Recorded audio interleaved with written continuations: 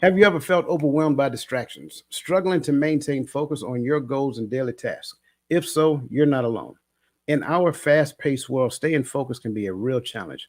But what if you could learn how to eliminate distractions, master your connection, your concentration, and align your focus with your goals and purpose? In today's discussion, we'll dive deep into practical strategies for identifying and overcoming distractions, understanding the science of focus, creating a distraction free environment, building mental resilience and discipline, and ensuring your focus is aligned with your long term goals. These insights and techniques can transform your productivity and bring you closer to achieving your dreams. We invite you to join our community and be a part of this enlightening conversation. Let's embark on this journey together toward a more focused and purposeful life. Welcome to our discussion on mastering focus and killing distractions. That said, what I would like to do is kind of just throw this first question out there because I think it's important. And before we do so, I want to make sure that everybody knows that on the Empowering Perspective platform, it's called that for a particular reason. Here we value everybody's opinion, right? Because we believe that everybody is a subject matter expert of their own perspective. So that being said, everybody's thoughts is their own opinions. It's okay to have a different perspective, but acknowledging and agreeing or disagreeing or whatever the case may be is highly unnecessary. So I just kind of want to put that out. So, first question in the shoot, gentlemen, for you to tackle. How would you describe distractions and why are they such a concern in the progressive awareness of our identity? Uh, It's simply a distraction. I'll keep it simple and I'll keep it short. It's something that keeps you off um of your task or what you're supposed to be doing. And it's a big concern because um I ain't gonna hit too much on the identity part yet. I know we're gonna get into it more. So I just want to just say that part of it and how it can really take you off your game and prevent you from getting a lot of things accomplished at the end of the day.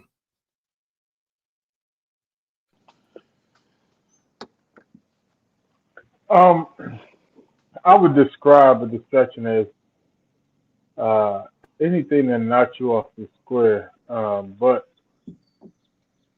as far as uh, the concern and the progressive awareness of your identity, to be honest with you, I think sometimes your distractions actually tell you who you are in a sense. It's a part of your identity because sometimes it's a part of your triggers, sometimes it's a part of your thought process.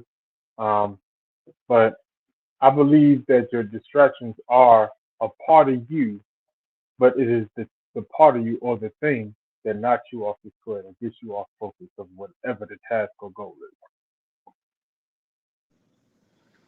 yeah, yeah, I like that. I would say distractions are like those notifications that keep popping up on your phone when you're trying to focus on something important. They pull you away from what you're doing and can make it really hard to stay on track. And so when you're distracted, it's tough to really understand ourselves and what matters to us because our attention keeps on getting pulled in different directions. So managing distractions is crucial for us to stay focused on our goals and figure out who we are and what we want to achieve in life. Because every time those notifications come up on my phone, I get distracted and get pulled from every which way. And then when I think about what I was really my really task was, I didn't totally forgot. And so that's a ding on me because now I can't even go back to it. I guess I would say, just to echo along with these gentlemen, since I am, they say the oldest one on the page, back in my primary education days, yeah, primary, uh, we So learned the what world, a noun, a person, place, a thing. Any person, place, a thing that uh, distracts you from accomplishing your goal. It takes your attention away from wherever it is that it should be. So if you're a goal oriented person, which we're striving to be, and which we all should be becoming, anything that takes your attention away, even for a split second, is a distraction. Kind of like I was just now. I agree. Like everybody's perspective, I'm totally on. I'm totally in line with that. I like the anything that takes you off your game, anything that knocks you off your square. I like, uh, um, brother Gaddy. I like the fact that you said it reveals who you are, and I kind of want to tap into that here moving forward. Somebody said pull me away, distract me from achieving my, something that keeps me from being productive. So I'm hearing what you guys saying. I'm looking at everything that is actually being put in the chat, and I'm loving these comments, these responses, because I think for the most part, that makes me want to dive a little deeper because you guys are being nice already, and y'all know I don't like niceness. So Gad, I'm gonna start with you. You said it reveals who you are. What do you really mean when you say it reveals who you are? Let's start there. Um, there's a lot of different angles you can take, but I'll just talk about me. Like for instance, when I'm at work, right, my task is whatever I'm doing at work, whatever my daily task is, plus whatever my boss says. Sometimes I get distracted, but I realize that I am my own distraction. I can't blame everybody that comes and starts a striking conversation as the cause of my distraction. No, the cause of my distraction is I like to talk. And the more intriguing the conversation is, the more engaged I'm going to be in the conversation, the more sidetracked I am, the less time I have to accomplish my mission properly. So now that tells on myself. I talk too much. That's something I already know about myself, right?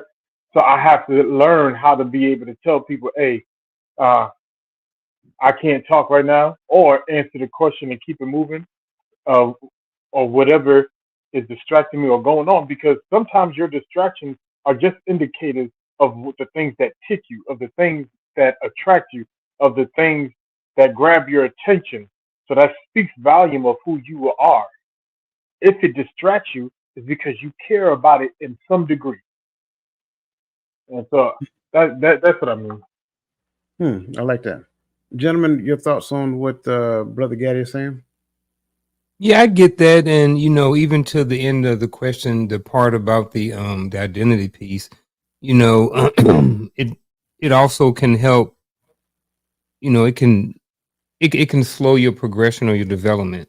And then what he was talking about, absolutely, like it is up to us, because there's always going to be distractions there. Distractions are not going to go away.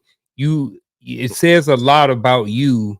You can look at yourself and assess yourself based off of the distractions. So if you're sitting down and you have to write a paper, right, and you're constantly being distracted, whether it's voluntarily or involuntarily. So voluntarily is you clicking over on YouTube and then being in then going through shorts for the next 30 minutes.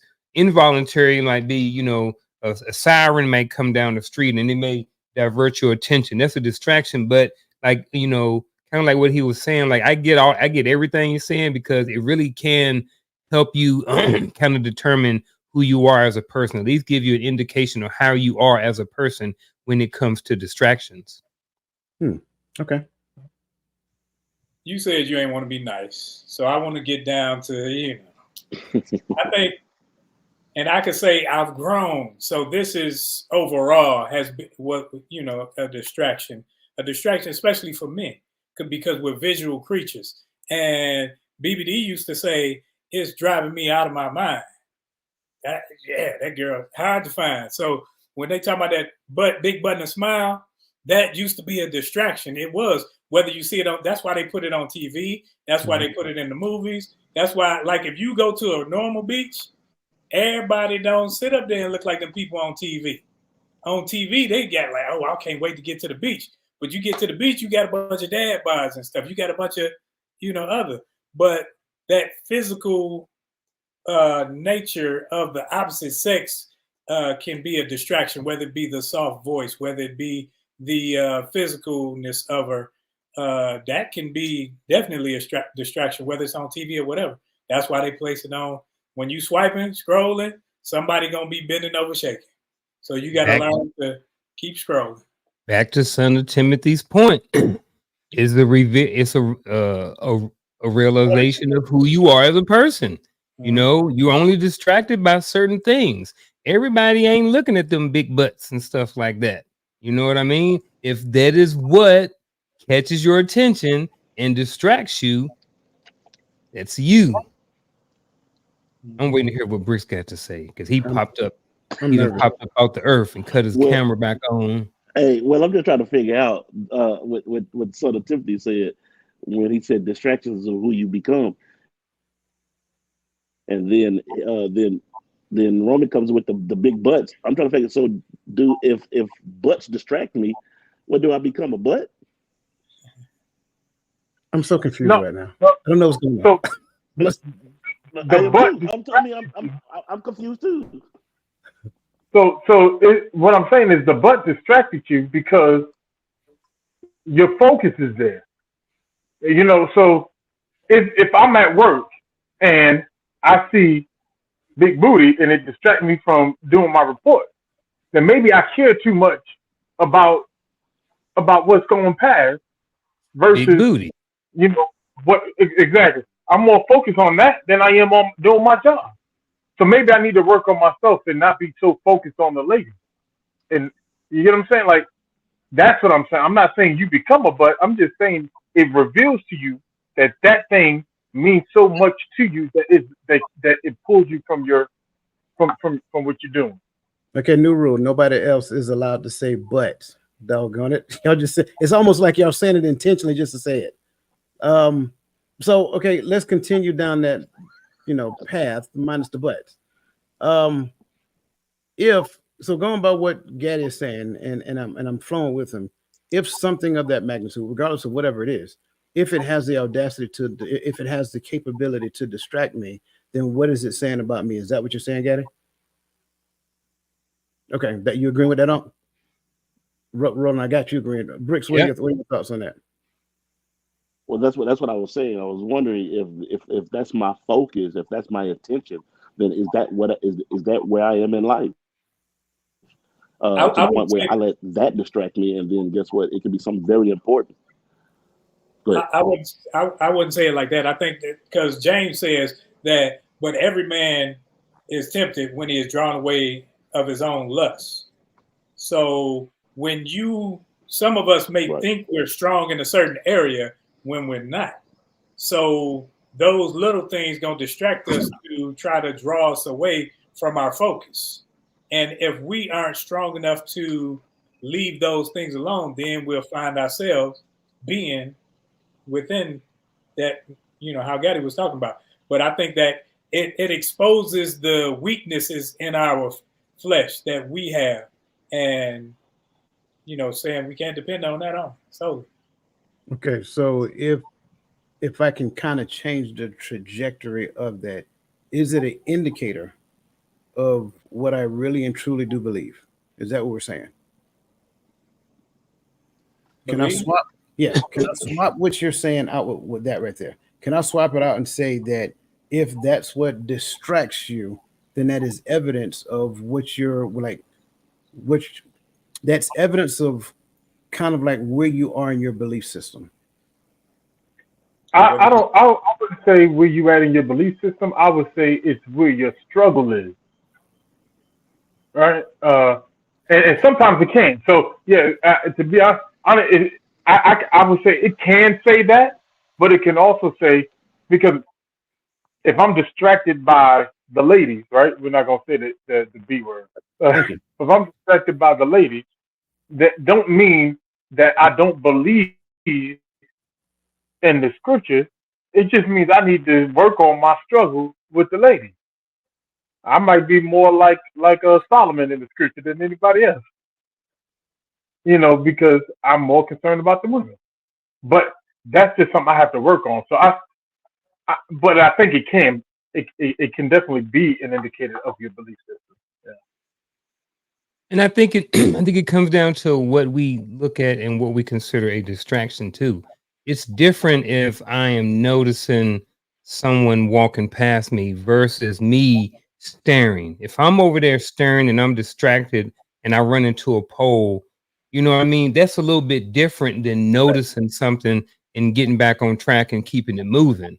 You know what I mean? So I do believe that if I am with someone and that is something that's constantly distracting me, it is an opportunity for me to go inward and look and see where I am with this distraction thing. what is the reason why I am being distracted by this? And it don't have to be a woman. It could be a number of different things that distract us on a regular basis, you know, because for the women out there, they ain't being distracted by women who out there listening. I know we're using that analogy because we're men and it's something that's easily relatable to, you know, but there are a lot of different things out there that we can be distracted by. And one of the big ones is social media. But I know Absolutely. we're probably going to get into that. Absolutely. So again, I'm not getting off this yet. Because I think it's important that we peel this all the way back. Because I like what Unc said, like we got to be completely honest with what we consider a distraction. And everybody said something that pulls me off my game, something that pulls me off my square, something that pulls me away. Okay. And so just something that catches my attention in passing, that's not necessarily a distraction. That's just me being aware of my surroundings. But if something catches my attention, I stay in and I lock in on it, that is a clear indicator of a distraction. So again, getting back to it, because I need everybody to kind of chime in and give me your perspective. If something has the ability to grab my attention to that magnitude, is that indicative of the evidence? Is that evidence of how much I believe what I'm claiming to believe? No, I would say that it's a showing of an area of weakness that you may need to work on. I don't think it's a overall. It's overall you. I think it's an area of weakness that you have to strengthen. You have to work on, because if you're focused on something and the smallest things can distract you from where you're trying to go. Like when we were me and my daughters were in the store, and my daughter is trying to not eat certain things. So we walked down the bread aisle, and the bread aisle got cookies, got donuts, and all this other stuff. She's like, "Oh, I need to go past this." Why? Because she's smelling the raisin bread. She's smelling the, cinnamon buns and all that other stuff. And it's a distraction from where she's trying to go. It's not that she's just however you want to call it. It's that this is a weakness of hers that she's trying to strengthen, and being in the midst of it isn't helping her right now. Somebody help me out, because I'm sorry, I heard you say the exact same thing I just said. And if I'm mishearing it, I'm okay with that. Somebody telling me I'm mishearing it, but No, that's kind of like what you said. I don't think you miss. I think we were mishearing it at first. When you restated it just now, I caught what you were actually saying. So yeah, y'all were saying the same thing. Uh, the first time you said it, I was right there with Roland saying, but yeah, you're not saying that is indicative of whether or not I truly believe, but you're saying Correct. that is it indicative of where I'm at in my belief. And so with Correct. that, I would say yes. Yes. Okay. Bricks, your thoughts. I'm cuckoo for cocoa on this one, man, because I want to say no, because I feel like just maybe everything that I mean, if I'm focused on one thing, and it's just me, and y'all can help me out with this, brothers, because y'all more seasoned than I am. But if I'm focused on one thing and everything that comes by me distracts me, I don't feel that, I don't feel it, because that could be anything. That is so broad, like someone said in the comments, your flesh is weak. So I mean, I might smell a certain smell, I might like it, and I might be focused on that for a minute, and then I might be something else within the next 5 seconds. So I just feel like, I don't know, maybe no on this one, because I feel like it could be anything within the course of 5 seconds with another something. And so it's just, I don't know. I just feel no. I'm still working with. I'm wrestling with that one. No, you're good. You're good. And so it's like, think of something, and everybody has, like, you have this thing that you're really, I don't want to use the word addicted to, but it's almost like it's this thing that once you start doing it, it really grabs your attention, and it has the ability to hold your attention.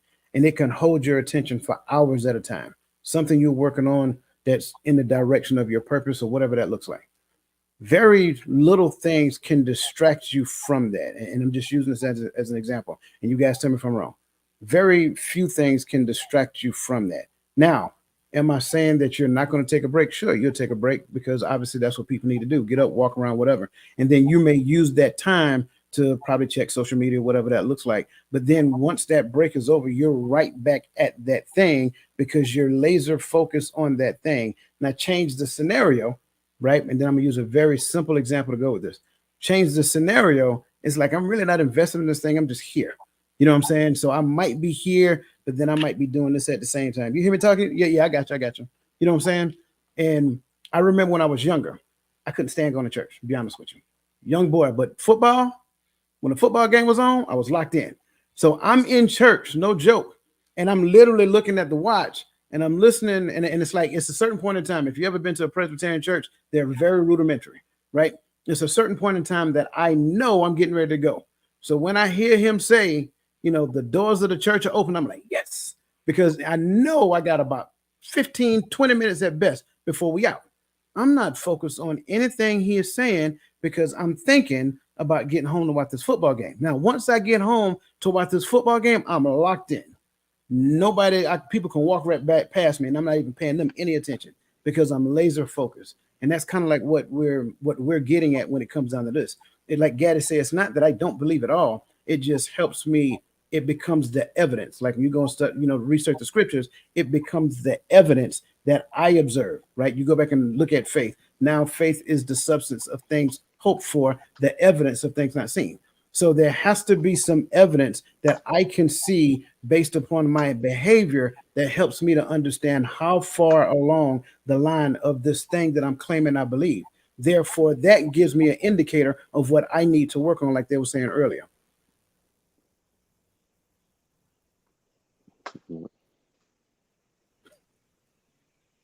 Thoughts? Everybody good? I'm just saying. Okay. All right. Hey, bring up Michelle's question. I think we may have touched that already. But Michelle said there's so much more and a much broader distractors. Are y'all speaking from a physical aspect? I think distractors from the standpoint doesn't necessarily have to be physical. I think we can be distracted just simply by our thoughts. Our thoughts, like the example I was just given. I wasn't sitting in front of the football screen, the TV screen, watching a football game, but I'm thinking about it while I'm in church. So our thoughts by themselves can be a distractor. Go ahead, bro. Can I say this, if it's okay? Can I say this, that it's not a distraction, but when you were at church, but you wanted to go be at the house to watch the game. Mm-hmm. That's something you just wanted to do. That's something that's self-induced. That's something inside of you that say, hey man, I ain't trying to hear another Bible verse. I ain't trying to hear him quote nothing. I'm trying to be at home in the game. And so I look at that like this, like, no, that's just something I want to do. That's not a distraction. I really just don't want to be here this Sunday. I want to be at the game. I don't want to get up this morning and put on no suit. Mm-hmm. I want to relax and stay in my bed. So is that a distraction, or that's something that you just want to do because it's self-induced? That's something that you brought on yourself. That's inside of you. That's saying, hey, ain't no distraction. This is what I want to do. Go ahead, bro. I think that. So, I think that what we're focused on are distractors that hit pleasure receptors in our brain. So it becomes what you like. So it could be food, it could be TV, it could be the game. I'm bored in church. I'm just sitting here. So now something pleasurable comes to me, whether it's visual. So it doesn't have to necessarily be physical in nature. That was just the example there. It could be something that you like I like to do hobbies and stuff, and I'm talking about painting. So if I see something about painting and I'm supposed to be writing, that's gonna catch my eye. I'm like, hold up, I'm supposed to be writing, and I don't watch this thing for 20 minutes online about painting a room when I'm supposed to be writing some things down. It's a distractor from what my mission is at that moment. Okay, all right. Any other thoughts on this question? No, I'm just going to repeat everything everybody else said. Okay. I got a follow-up question once we get done with this question, though. Okay. Well, very well. Listen, everybody, regardless of where you are, whether you're on Facebook, Instagram, whether you're on LinkedIn, whether you're on YouTube, go ahead and hit the like button real quick. Like I said last week, like y'all like hearing, smash the like button wherever you are so we can go ahead and get this party started because YouTube like the algorithm and we like it as well.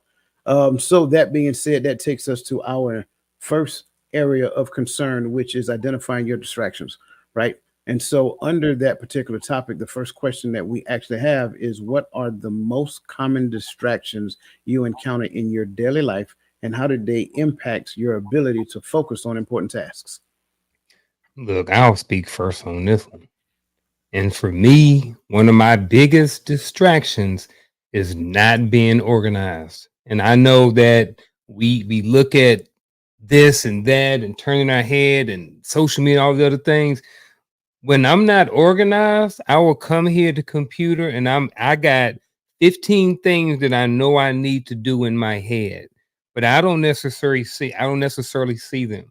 And then next thing you know, I got Facebook open, Gmail open, YouTube open, StreamYard open, Chat GTP open, my Google Calendar open, my 15 things open, and I ain't working on really nothing. I am so distracted by every single thing that goes on because I am not organized.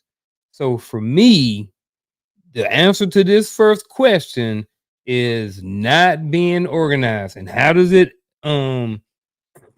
impact my ability to focus on important tasks? It keeps me from being able to focus on a bunch of my important tasks, you know? So I end up writing a whole bunch of stuff down over here. This thing was full this morning and it was in orange.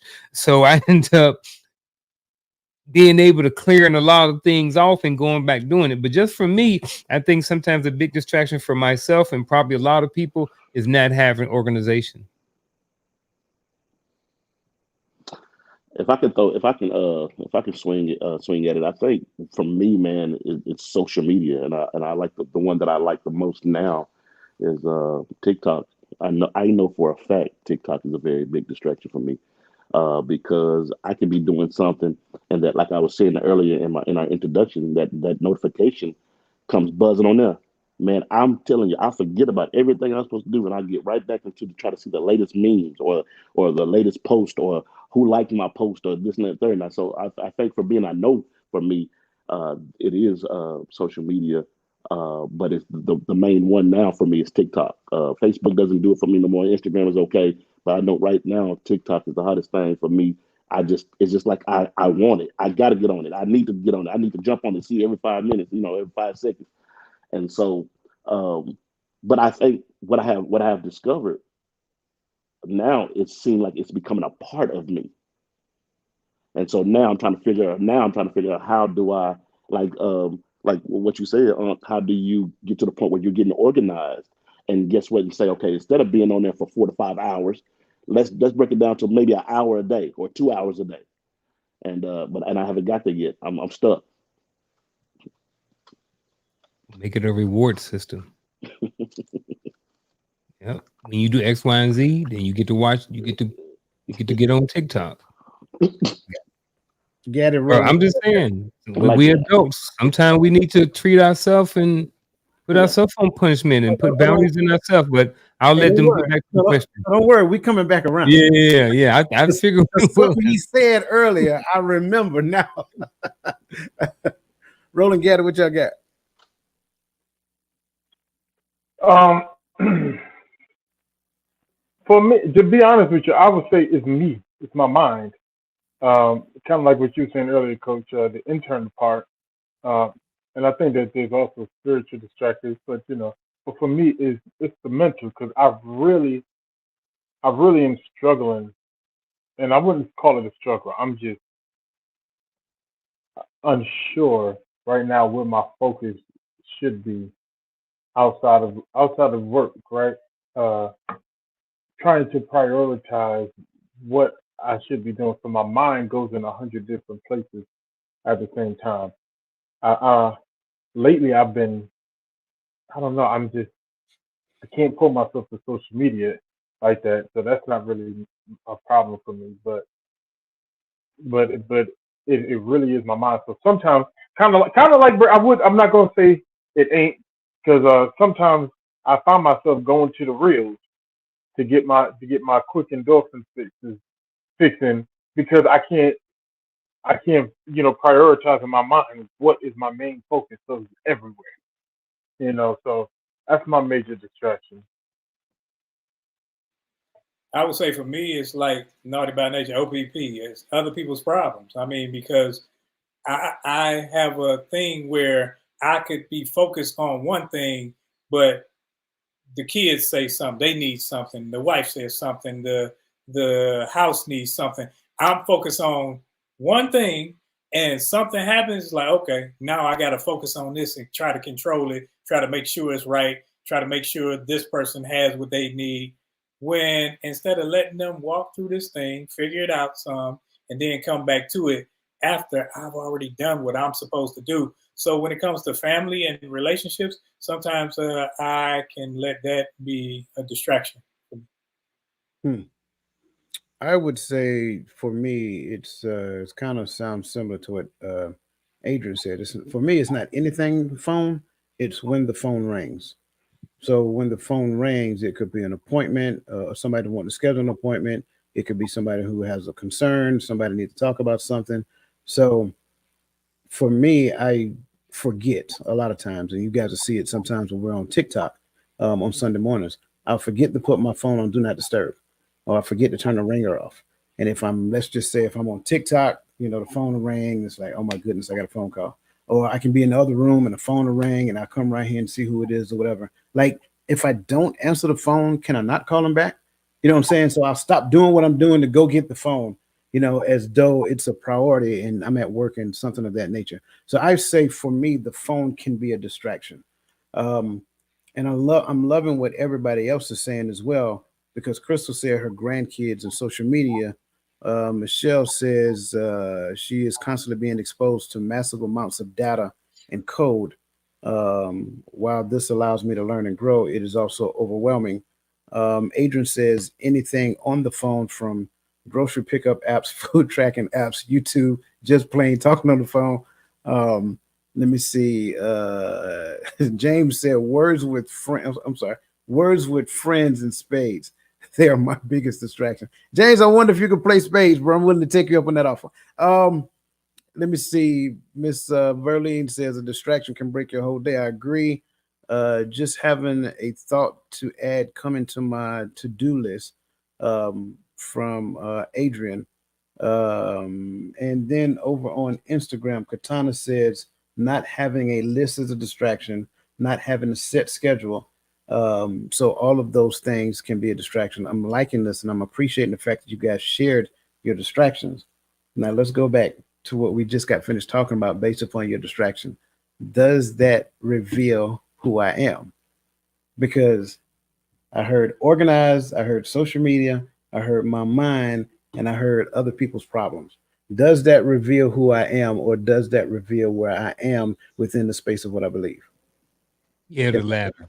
It's we are we as people are there's so many different parts of us, that it would be, I think, a dishonor to capture who we are into one category like that.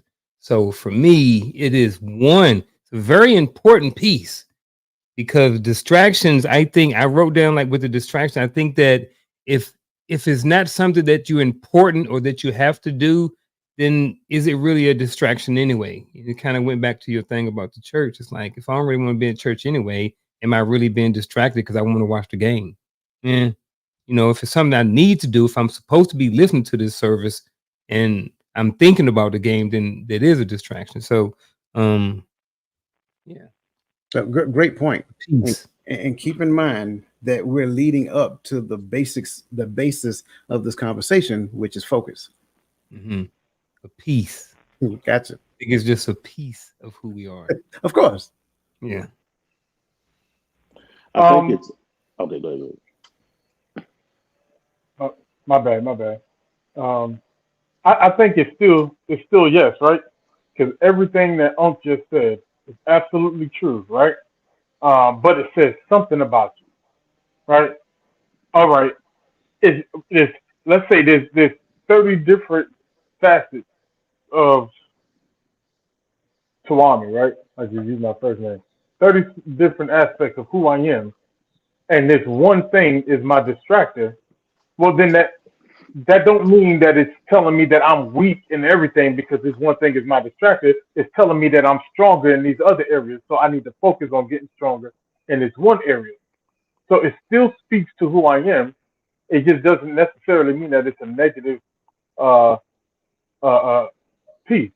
If that's the only thing that distracts me, then I might not be struggling in those other parts.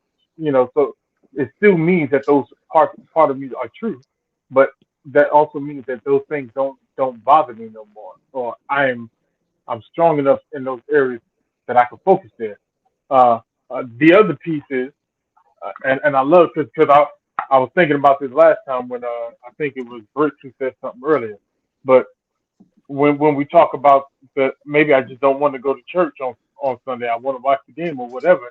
It don't, but it still speaks to you as the believer. That maybe I just don't believe that I have to be in a building to honor God. Maybe I don't believe that the church. So it's still like that, and I think getting to that point of understanding what these distractions are. So maybe you said it's not a distraction to me. All right, it's not a distraction to you because that thing that you was focused on wasn't important to you. Being in the church service just ain't important. And it's up now we're talking about whether somebody else interprets that as me not believing. That's their problem. That's some I got to work out my own soul salvation. But But I like that, Timothy, because then that's when it kicks in, because we worry about what other people say. And I think that's where the big factor is. And I'm not worried about what you're saying. Matter of fact, we're going to have a problem. We're going to have some issues. There's going to be some explicative hashtag words that's coming your way, because guess what? I want to be at home watching the Dallas Cowboys win, not New York Giants, not anybody else besides the Cowboys fan. I want to see them win, and therefore, I know I'm gonna get some backlash on this. But anyway, that's where you I'm at, can and I you think, know you can read when he says something crazy, right? So woo, look at that star, baby. Okay, that's not the moment. Uh, but I think I think in society, that's what we do. We do. Why is it a problem if I feel a certain way, and because you think what you feel is right, because in the setting that we're in, like, and I'm going to use the example of the church. We're in church, but I'm not listening. I'm not paying attention. So I might well be at home. But why is it a problem with you thinking, oh, you need to be listening, you need to be paying attention? Well, guess what? If you're paying attention to me not paying attention, you're not paying attention. So why make me feel bad on something that I want to do, or I should feel that I should be at? And I'm done speaking. So let me kind of steer the ship real quick. So remember, conversations, distraction, focus. Those. That's where we are. When we start talking about other people, we're automatically lost. I think that's kind of like one of the things I want to make sure that we clear, that we collectively understand. Other people has really nothing. I think Adrian said it best, and I'm agreeing with you. And I'm just gonna put it out there. I am my own distraction. Nothing outside of me can distract me unless I allow it to. That's the answer. That's the answer I was ultimately coming up to. It doesn't matter whether, this thing, whatever. Like, case in point, if I am at work, then my responsibility is to work. But at the end of the day, how many of us go to work and we'd be on the internet, surfing the internet, looking at, I'm shopping, I'm on TikTok.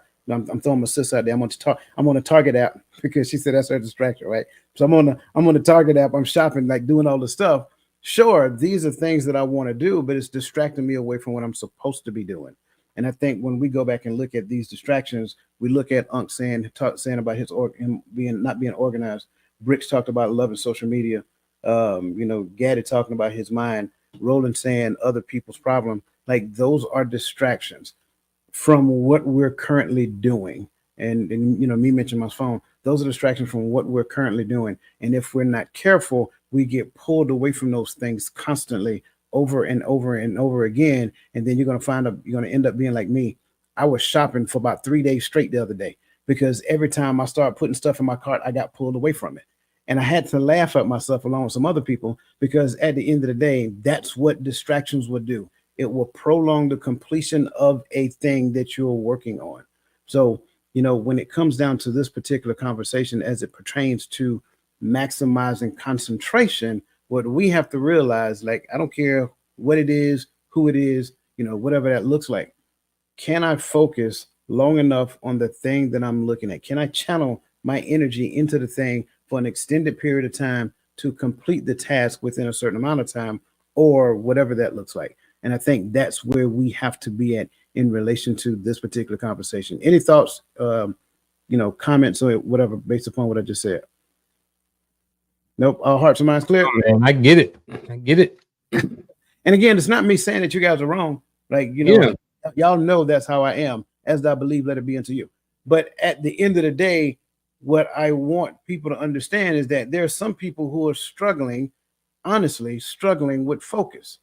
So I prefer to kind of spend our time helping. We can talk about all the other stuff later, right? But I want to spend our time helping the people who are struggling with focus, because this is a major point. Like, this is literally the things that people deal with on a day-to-day basis. And you guys know, like, we get medicated just because of focus. Kids get ADHD and all kind of other. You see what I'm saying? So this is why, because we don't necessarily spend enough time talking about focus and realizing where focus lacks at when it comes down to us. So moving on, let's move down to the science of focus, um, because I think that's important. So we're going to move into the science of focus next.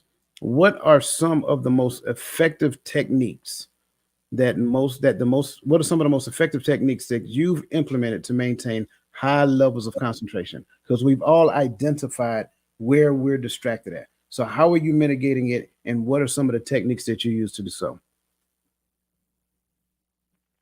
Um, Go ahead. my bad, man.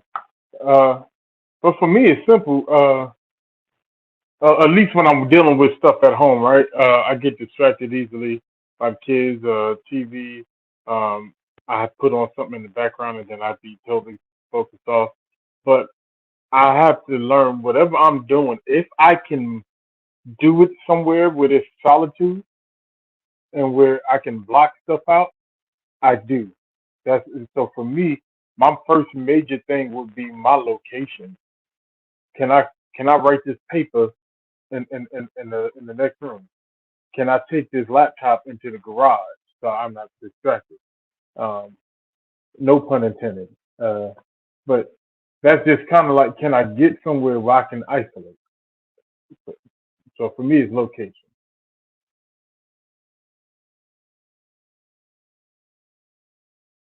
I got a couple. One is go dark, and it's kind of like what son Timothy was saying. And I mean by go dark is get away from all the distractions. Sometimes it means I have to come into the room by myself. Sometimes it means I have to go into the garage by myself. Sometimes it means that when I'm out in the yard, I put my headphones on so I can't hear the neighbors walking by and waving and speaking and blowing the horn. You know what I mean? So I ain't distracted by everybody that walks up and down the street. So sometimes it's just kind of doing that, like what Gaddy was saying. Just sometimes it's just kind of going dark, going in solitude. And my other one, because it did say techniques, I got two, is a reward system. You know, it ain't nothing wrong with rewarding yourself for doing something. You know, we most of us got jobs, and when we do good on our job, they give us a paycheck at the end of the month or every couple of weeks, or how often you ever get paid. You know, so I'm a big firm believer in taking care of yourself. So sometimes to help me stay concentrated to stay concentrating on something, I will just give myself a reward. You know, at the end, I'll say, bro, if you sit down and you knock off these 6 tasks, you get to go and do X, Y, and Z. You get to play with your RC car for a little bit. You know, so going dark and having a reward system are two techniques that I implement currently in my life. I think I would probably say isolation and time limits. So I'm the same. When I like if I study, I don't need a TV in the room or or anything where I can, search whatever. I don't need it. If I'm reading, I just want a book and a light. I don't want, I used to go in my closet. I got a big closet. I used to go in the closet and sit in there on the floor and just read. But now, like, I will do the whole isolation thing, go off to myself so that I can think and my sensory, I don't have sensory overload with a bunch of sounds or people knocking at the door or the TV on in the other room and all these things, lights going off. So that and having a time limit to not force myself to where now my mind starts to wonder what is going on out there. So I give myself, hey, let's do this for 30 minutes. And then if I do it over time for 30 minutes, it may move up to 45 next time. And then I can, it's a building block. Yeah, I think you're right. I like that what you're saying. Like when I'm really focused on something, like when I used to do plays, I would get away from everybody and I would work for 30 minutes. I would do it 25 minutes going hard, then 5 minutes to myself. And I would repeat that over and over and over and over and over. And what it did for me was it made me learn them lines. If I had a monologue, it made me learn it because I gave myself 25 minutes strong and then 5 minutes break. And within that break, I was able to do it, listen to my music, whatever, da da da. But then I had to go back to it. And I repeated it over and over and over. So I think that really did it for me. Just keep working 25, 30 minutes, 25-minute work, 5 minute break.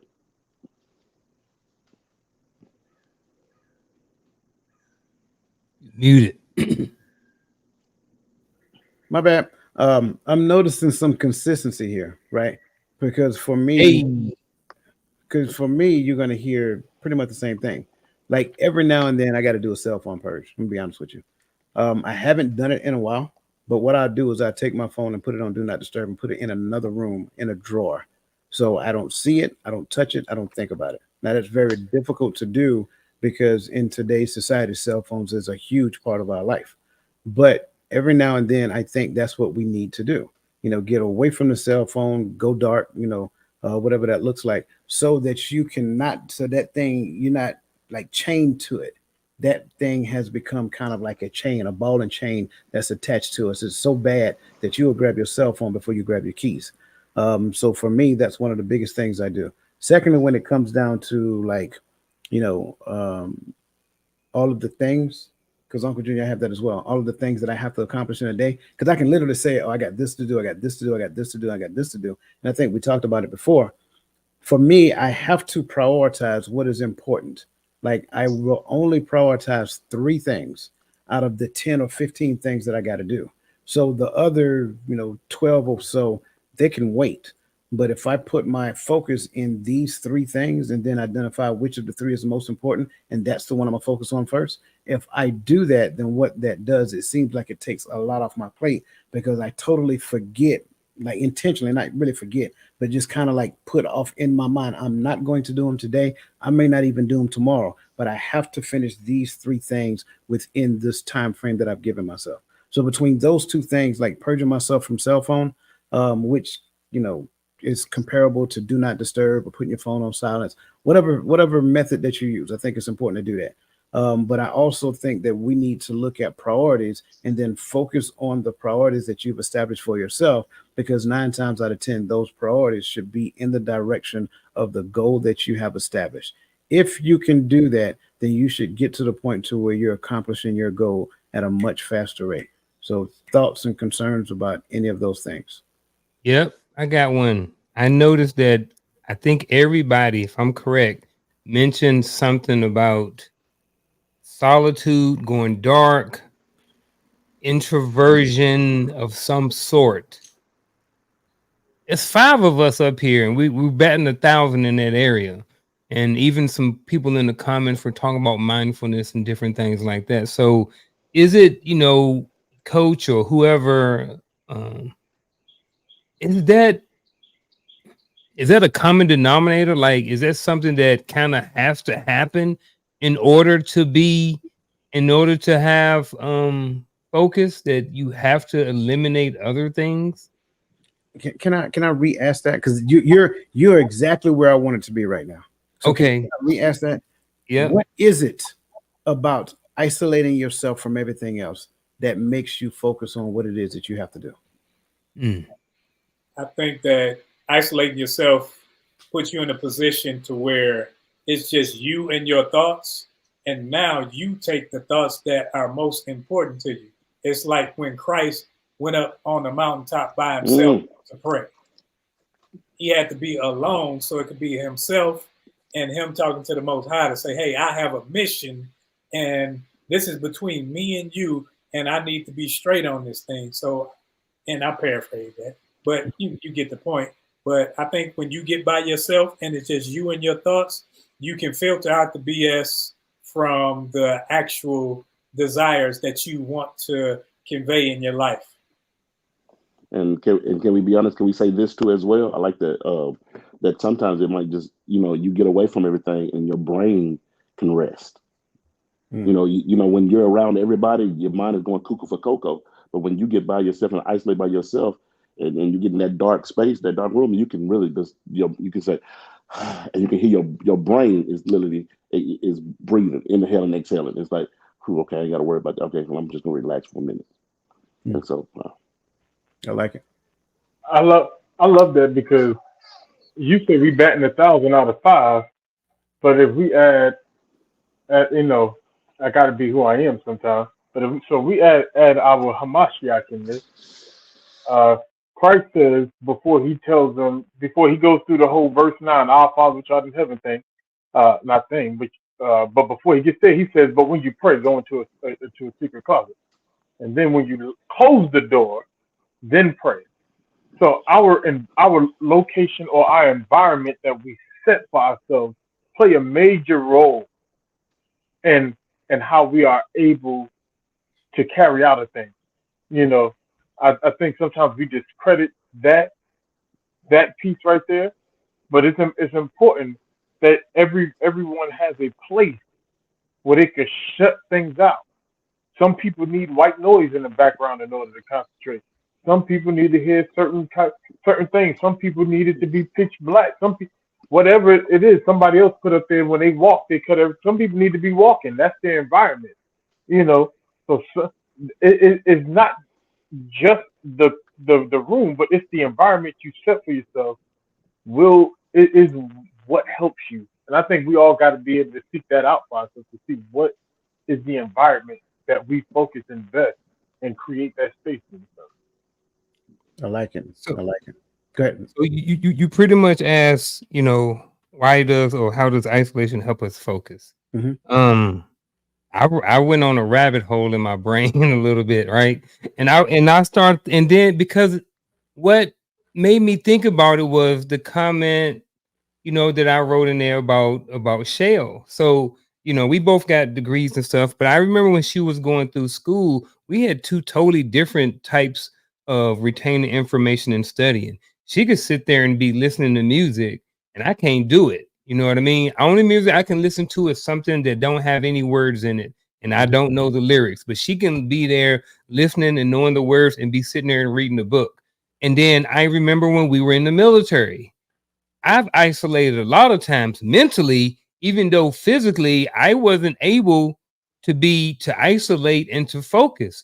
But in the military, you have to be able to focus mentally and on our jobs and everything like that. And we don't always have the luxury of being in physical isolation or to be able to physically put ourselves in a space to where we can focus. So I wrote down a bunch of stuff like that. And then I went down at the end that I think for me, it may be even more important that I work on this mind up here and be able to mentally isolate and focus, even if physically I'm not able to get into a space. So that's kind of the little rabbit hole I went down while we were sitting back here, while Well, you guys were talking. it's not a bad rabbit hole to go down. Mhm. I will start there, and I say that because sure, you have several different techniques for isolation and blocking out distractions, right? And I Mhm. love what everybody said. I like the fact that you brought up like all five of us pretty much do some of the same thing or very similarly the same thing. Even over here, Katana does the same thing as well. She said, "Do not disturb" has become her new thing. Um, and so it pretty much sounds the same. In essence, what I kind of look at it is like it's kind of like going outside and you have like a sprinkler system, right? The more heads that you have on that sprinkler system, you're going to have to increase the water pressure for that sprinkler system to work properly. But if you don't increase the water pressure, what ends up happening is that you'll get some flow, but it won't be like the flow that you need to cover your whole yard. I think that's what happens when you do not isolate yourself. You are all over the place. Like you are a sensory being, right? You're getting information through the eyes, you're getting information through your nose, through your, through, your skin, all that stuff. So everything that happens around you catches your attention. That's why the worst thing you can do is when you're trying to go to sleep is pick this thing up, because this thing got flickering lights and sounds and all kind of other stuff of that nature. So when you look at it, like, you have to get to the point to where you got to get to the point to where you isolate yourself away from the thing, only except the thing that you're trying to focus on, because all of your focus, all of your energy, and all of your efforts go to that one thing. It's the same thing with goal accomplishment. And we tell our kids, and you guys, everybody on here with kids, if you have a child that want to do something, one of the things that we tell them, say, look, if you really want to do this thing, throw all of yourself at it. Don't just tiptoe with it and try it. If you're trying it, you give yourself permission to fail. But if you focus solely on that and put all of your energy and efforts in that, then you will find your way to success. And I think it's the exact same thing. Somebody had their hand raised. Bricks, I think it was you. What you got? No, I didn't want to. I didn't want to throw a curveball, but I was just trying to figure out. I know how we always say, we always give points. Point number one, this, the third. But I was trying to figure out, how do you, once you get comfortable in your comfort zone with, just like, you said, grab that phone, and next thing you know, you getting ready to go to bed, but you grab that phone and you're on there for 2 to 3, 4 more hours, and you're supposed to be asleep 4 hours ago. How do you?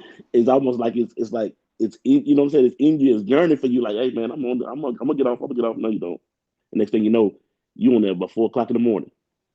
So how do, what? I guess we'll get that to the next level. But I was just trying to, how do we stop? Do we just throw our phone down, throw it away? I don't know. I don't know. But I know you can get to, to that level, because I've been there.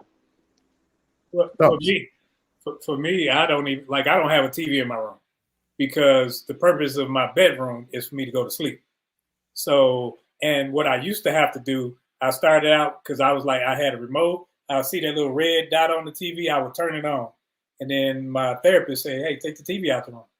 And then I say, okay, the phone is right there. So I would grab the phone and be like this. So now I put the phone on because it used to be my alarm clock. I put it on the other side of the room. So when I go to bed, when I go to sleep, I don't have any of that. Now, phone can sit right there. It don't matter. I ain't looking forward to talking to nobody when I'm going to wake myself up around 5 o'clock and get up. I'm not looking forward to talking to nobody. I don't have to scroll. I think you have to build yourself a tolerance to certain things.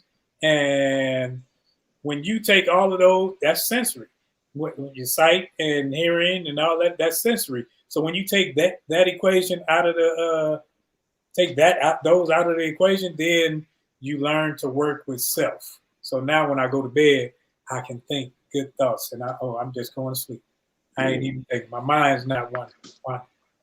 And here's why I like what you're saying, because a phone is just another version of a TV. Mm-hmm. Any other thoughts to add to Brick's question? I think it's a great question, by the way. Yeah. It's a lot of different things. What Find something better to do. You know what I mean? Like, the extent of your life and experience in life shouldn't be to the extent of your phone. And I'm not saying that to belittle you or anybody else who may spend a lot of time on their phone. But if the most important and the biggest aspect of your life is social media, then what don't you have going on in your life? You're not living. You're just being alive. Go out and live life.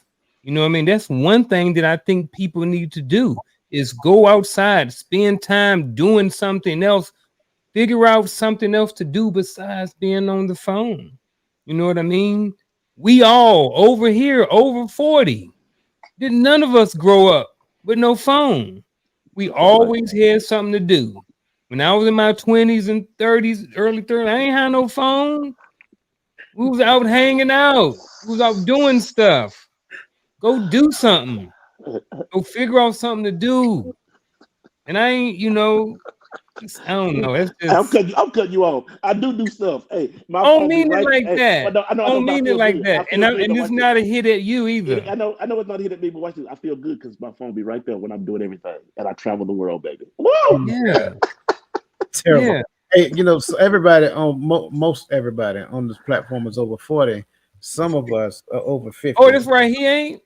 Some of us is over 50. Oh yeah, and then he's still in his 30s. Dang, Bricks, you in your 30s too? No, sir. No, that's the Oh, other side. This dude right Yeah, here. other side. I know. He at the 50. Yeah, he over 50. The rest of y'all old. That's He over 50. rest of y'all old. I'm young. Hey, son, I'm in the middle. And then, He went behind the ears. He told me. but here's another one real quick though. Look, just put boundaries in place. That's a good one too. Like, be on the phone. Just say, look, at this time, I'm putting the phone down and I'm gonna go do something else. Just put some boundaries in place. You know what I mean? That's it. Yeah, because if you do that, you'll see who's in control and you'll see whether you're a slave to it or it works for you. Yeah. You don't want to be a slave, I think, do you? Baby. See, but what we're fighting with is something that takes years of conditioning, right?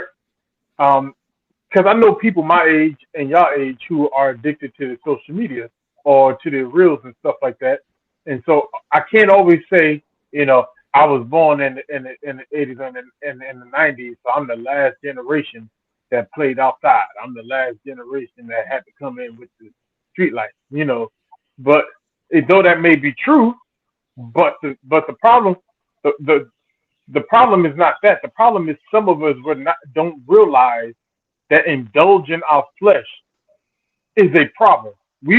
Some of us actually believe doing what I want to do is a good thing, and we don't know how to the point to where we no longer know how to control ourselves.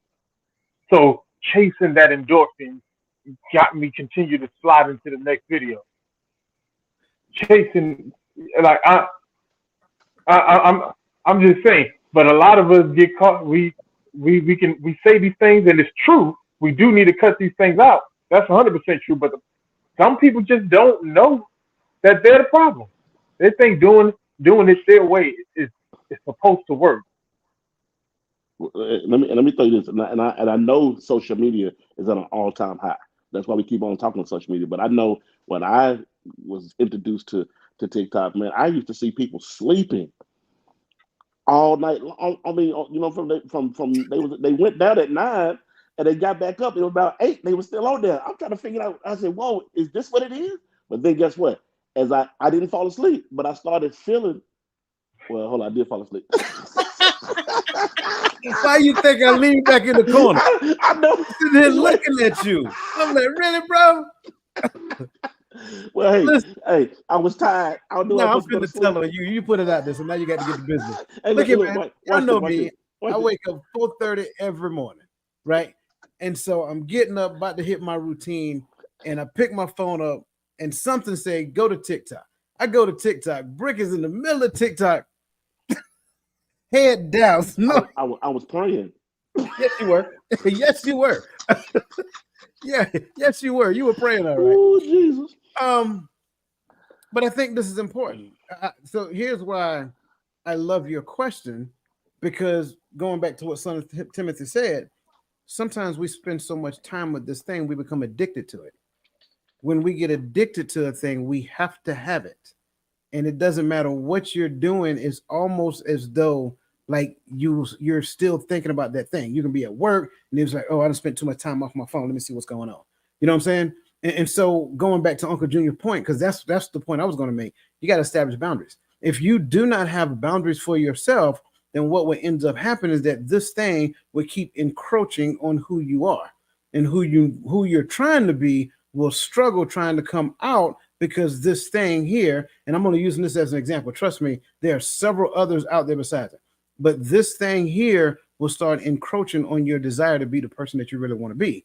And you will struggle getting there because you've devoted so much time to this thing and not enough time to your purpose and your goals. So that's why I really like the fact that you brought boundaries to the conversation, bro, because I was right there waiting to add that as well.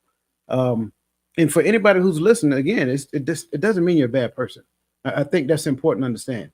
It doesn't mean that you're a bad person at all. I'm laughing because out the corner of my eye, I see somebody saying the devil, and I can't call their name right now. But who's saying it, man? No, I'm not saying. But it doesn't mean you're a bad person by identifying the things that have you captive. But once you identify it, you have to put together the plan so that you can start pulling yourself away from it and weaning yourself off of that thing, because that thing will not allow you to move forward. And that's important to understand. Um, any other thoughts, questions, as we have on what we're talking about right here so far? I think we got one time for one more before we get into our final thoughts. And yeah, I know, right? So yeah, we're skipping all of them, bro. Because we talked It's about like so question 3 or something. You're like, is it? wait. You'd be surprised how many I skipped though. Let's go down to creating a distraction-free environment. And that being said, I think I want to go all the way down to the one about our family, friends, and colleagues. The last one. Yes. What boundaries have you set with others, family, friends, colleagues, to protect your focused time, work time, and how have these boundaries improved your ability to concentrate?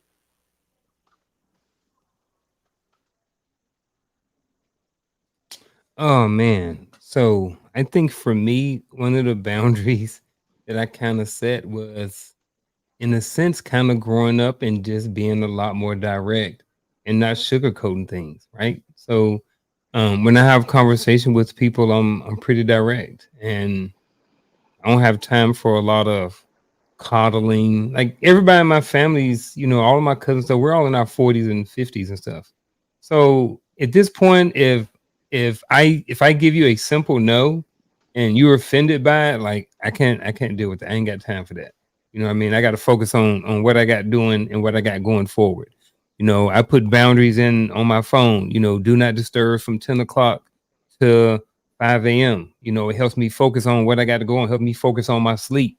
Nobody ain't waking me up at 2 o'clock in the morning talking about no BS or did I watch the game last night? So those are a couple of things that I put in, and they just improve my ability just to concentrate overall, because when I get my rest, I can go out and I can concentrate on and focus the next day. When I wake up, I can focus on my workout and different things like that. So just creating those boundaries, no no phone calls after 10 o'clock, no phone calls before 5 a.m., except for a select amount of people. So those are just some of the boundaries that I've incorporated in my life. I think when it comes to phone, I think when I put it on Did Not Disturb, my daughter had it to where I got favorites. So it's certain people that can get through either way in case of emergencies and such. But I guess I haven't really had to place any boundaries other than if you come to me with a problem that is now an emergency, but you knew about it prior to, don't even bring it to me, because it's not a concern for me, because you had enough time to give me Apple enough notification to where I can help with the situation versus me just be reactive to your situation in the now. So I think I'm kind of coarse when it comes to certain things. So they know I stand firm on those. So I don't have issues with those. If I'm honest, I've been away from home. I would say, what is it, 18 years now? 18, 19 years now. I've been out of New York. Um, Co-workers. I think so what I'm saying is a lot of people don't really enter my space that I don't invite in or want in my space, right? Um, at this point in my life, my best friends, and I use terms like friends lightly, uh, but my best friend uh, is like, what is he, like 40 years older than me? Um, but he lives 20 minutes away, and he don't come to my house unless he called me first, and vice versa. We don't just pop up at each other's house. But so so the boundaries I had to create concerning others, to be honest with you, were boundaries I had to put on myself. And it sounds weird because I think I have mastered the disposition of don't enter my my space unwanted. And so I have that persona about me. Like I'm friendly, don't get me wrong, but I'm not I don't invite people into my life, so to say, that easily. So I had to learn to put boundaries on myself on when to sit on the phone. There's certain people I sit on the phone and I talk with all the time for a long time when we talk because we're probably talking about scripture and I'm trying to evangelize people out of their foolishness and into the truth. Um, and then or or family members because my aunt is is is sick, and so when people call me, they might be calling talking about my aunt, stuff like that. But I have to tell myself not to sit on the phone too long because my family understands. I had to tell myself not to answer the phone at a certain time, and so I didn't have to put my phone on mute. I know not to answer it. Well, I put it on mute, but not on do not disturb because I know not to answer. I know not to bring it in a certain space. I know not, you know, I try to make sure I understand my boundaries first, and I set those things for myself, and everything else in my life falls in line with I think it's for me, man. It's to be firm, but at the same time, try to also be kind. And that's something that I'm struggling with. When I don't want to be bothered, I don't want to be bothered. And you're gonna know that because I'm gonna tell you once, and then the next time it's gonna be a situation. And so but I'm struggling with now just being firm, being straight up to the point. Let my yay be yay, let my nay be nay. But at the same time, I'm trying to learn how to be kind on the back end of it. Because sometimes I feel like I got to go there just for you to understand me. And once we go there, it's too late. And so those are boundaries that I try to set for family, friends, and anybody else, colleagues as well. Hey, Coach, can I add a quick one before you go clean me up? We in our house, it's just me and my wife, and the kids are gone, and we got the dog. And one of the things that I can get in my office sometime, and I can get so focused on my work that I don't even take a break. So what Shell does is every so often she'll come in here and she'll kind of nudge at me to kind of take a break, right? And she'll do it. She's like, "Hey, babe, you want a break or something like that, right?" And I'll say yeah, but then I'll say give me 5 minutes. So it's kind of like a rule, a kind of a boundary a little bit that I kind of need a couple of minutes before I just break free because I kind of want to get to I may be focused on something. I may need to get to a good stopping point.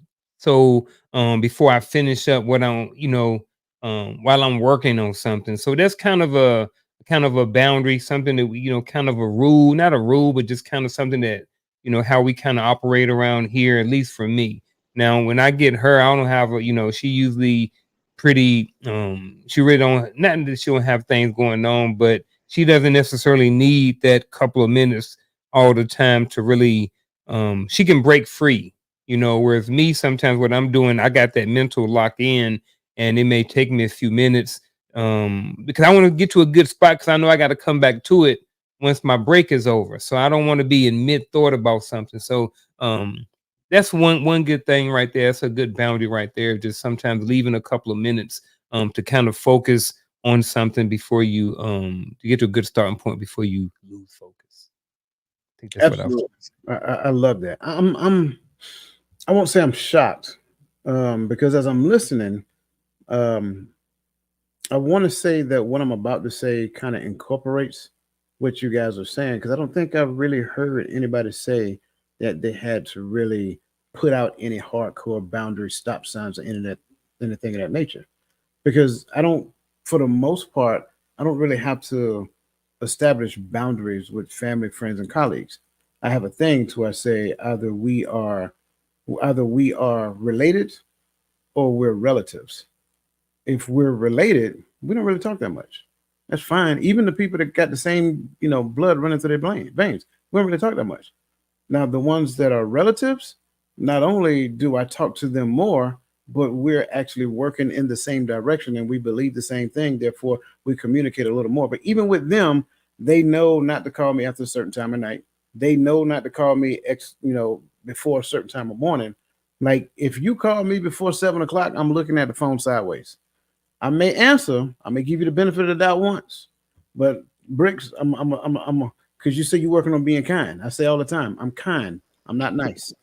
Okay, I I'm like gonna that. say it again. I'm kind. I'm not All nice. I right. do not have a problem extending some verbal language to somebody's direction, and it's not because I dislike them or anything of that nature. I think that's where we get stuck at because we move at the tune of social media, and social media got everybody stuck on. I just want you to like me.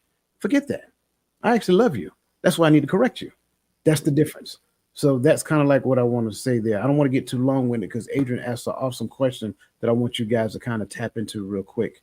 So that being said, Adrian's question is, what trade-offs and compromises did you had to make to improve your ability to concentrate and focus? Looking back, was that trade-off worth it?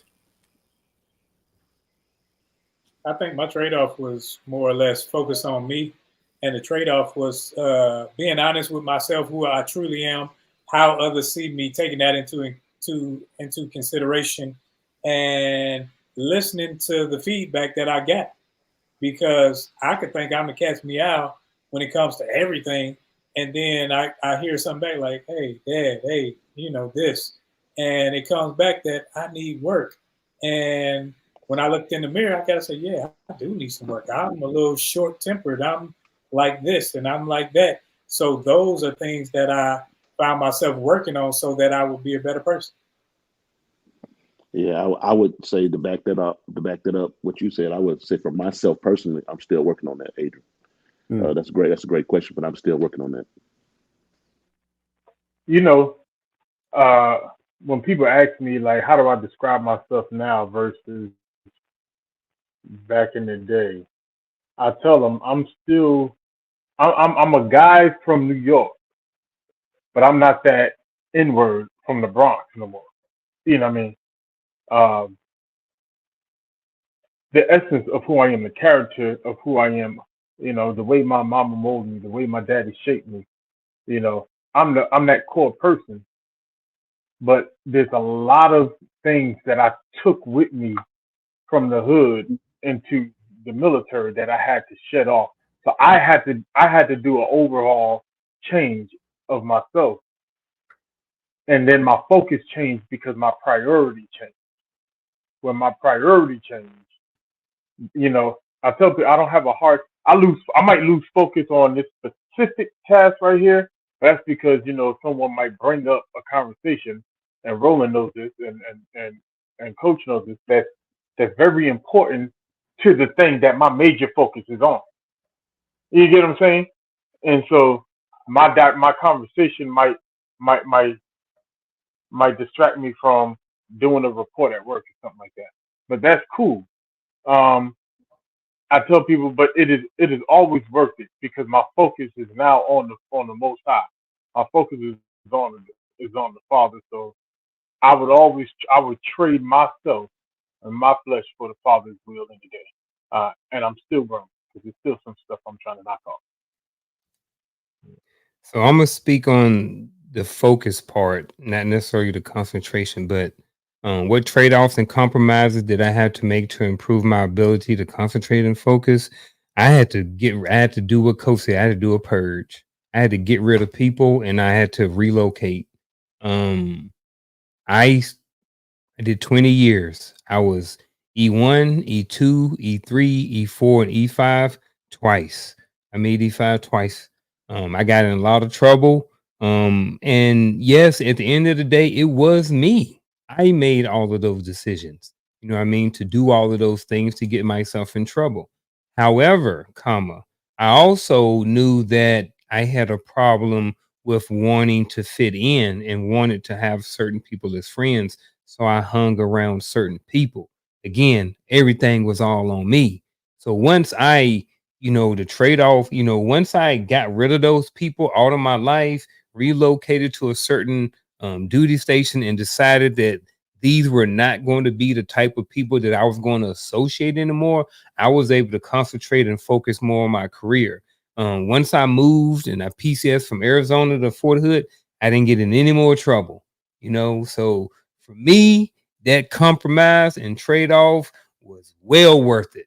It was well worth it. You know what I'm saying? Because I was able to progress in my career and retire after 20 years because I decided to get rid of those people out of my life. And those compromises and trade-offs were well worth it.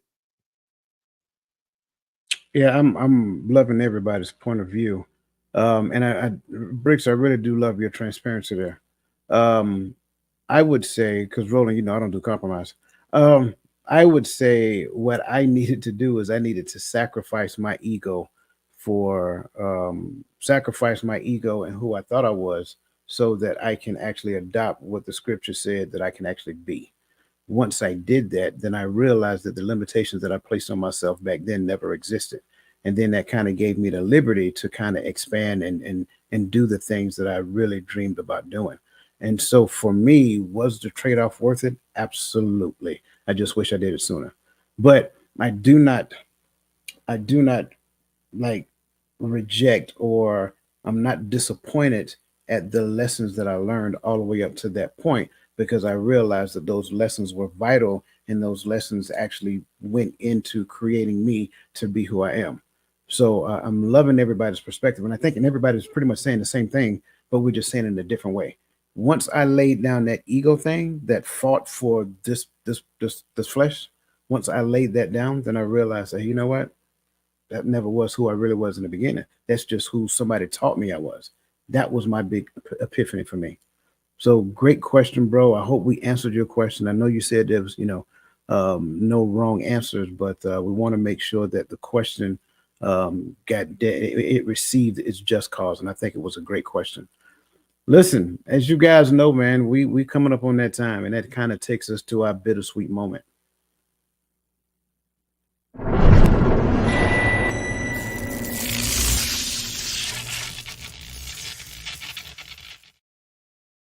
So I didn't give an order. That's on me. So we're gonna start off with Bricks in the building first. we go.